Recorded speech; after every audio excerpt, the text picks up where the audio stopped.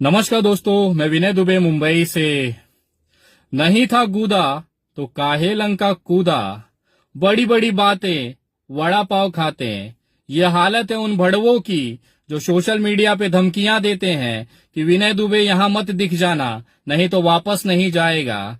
ऐसे भोसड़ी वालों से बोलना चाहता हूँ, जब पिछवाड़े दम न हुआ करे तो भौका ना किया करें, क्योंकि छाती ठोक के मैं पहुंच जाता हूँ, उसके बाद तुम मेरा नहीं उखाड़ सकते। मैंने देखा है तुम्हारी औकात, एक बार नहीं 50 बार। तुम्हारा वो उपदेश अड़ाना धमकी दिया था कि कहीं आ मत जाना। दिल्ली 3 दिन होटल का एड्रेस बता के 3 दिन इंतजार किया, वो भोसड़ी वाला न दिखा, न उसके कुत्ते कोई दिखे। मैं मनाता हूँ कि मेरे हाथ एक बार आ जाएं, उसके बाद उनको पता चल जाएगा विनय दुबे क्या चीज है।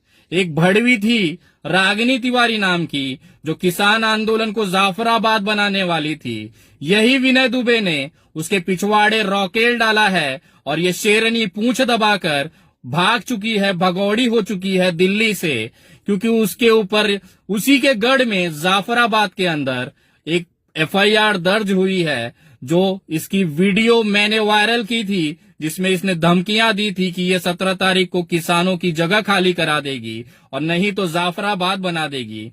धारा 153 के अंतर्गत उस पे एफआईआर हुई है।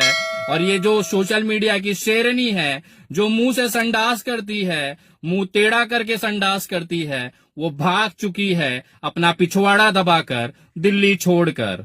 रही बात, एक राहत की खबर भी आ रही है। आईपीएस संजीव भट्ट, जिनके पास गोधरा कांड के पूरे सबूत हैं, नरेंद्र मोदी जी के हाथ जो खून से रंगे हैं, उसकी पूरी जो जानकारी है, एकमात्र जीवित इंसान है जो इस राजदार है इस कांड का, वो उसकी सुनवाई सुप्रीम कोर्ट के अंदर 4 जनवरी 2021 को 3 जजों की बेंच में होने वाली है, सुप्रीम कोर्ट में।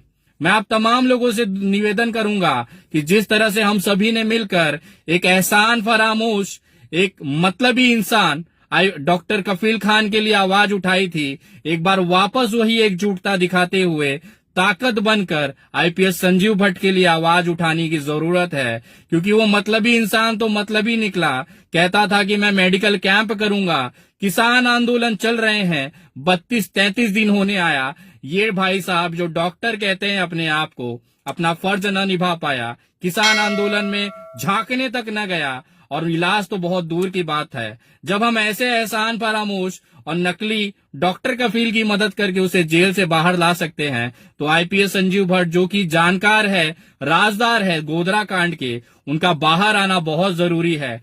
4 जनवरी 2021 तक सोशल मीडिया पे #release_IPS_संजीव_भट्ट, ये हैशटैग 4 जनवरी तक तूफान मचाना चाहिए सोशल मीडिया पर, चाहे वो ट्विटर हो, चाहे इंस्टाग्राम हो, चाहे फेसबुक हो।